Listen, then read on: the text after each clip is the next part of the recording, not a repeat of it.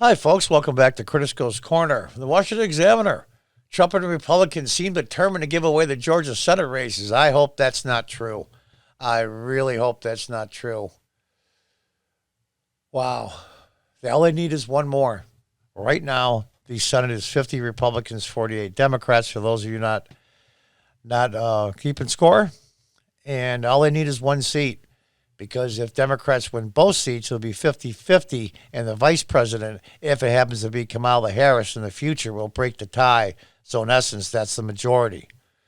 Before we get too much into that, I want to thank all my new subscribers very, very much. I'm a new YouTube channel. I'm a small fish in a very big ocean, and it's tough starting out, but I appreciate the people that have supported me.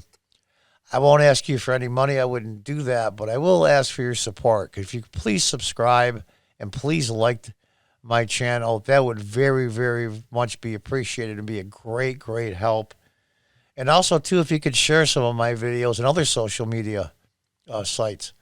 And also on my description below, I have my link to my Twitter account, so you can see that as well.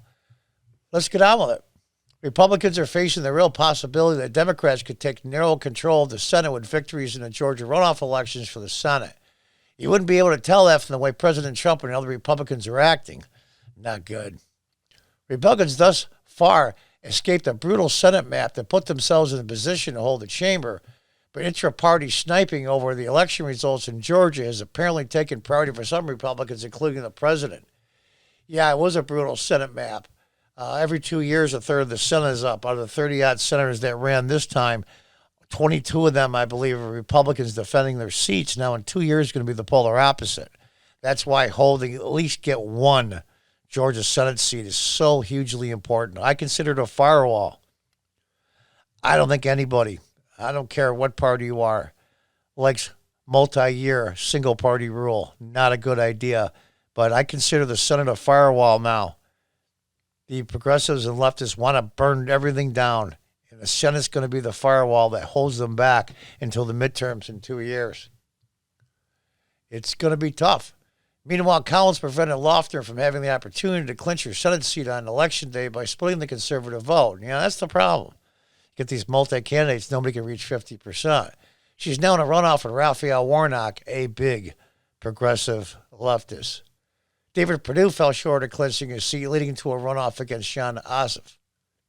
Warnock and Ossoff who the Republican Party should be focused on, but too much of the party is busy chasing the idea that the bold claims of Trump's legal team could come true while they aren't even pursuing them in court.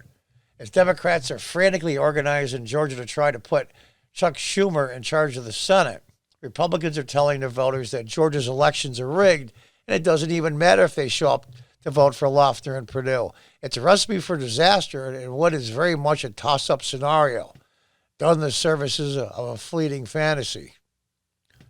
I don't think it's a fleeting fantasy that Trump has a path to maybe pulling this off, but even still, they've got a point.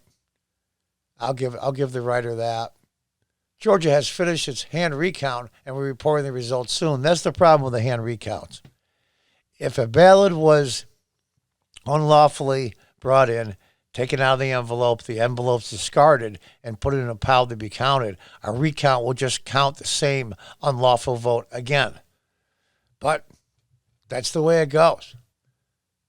And reporting the results soon, the chances that the recount makes up a gap of 14,000 votes are slim to none.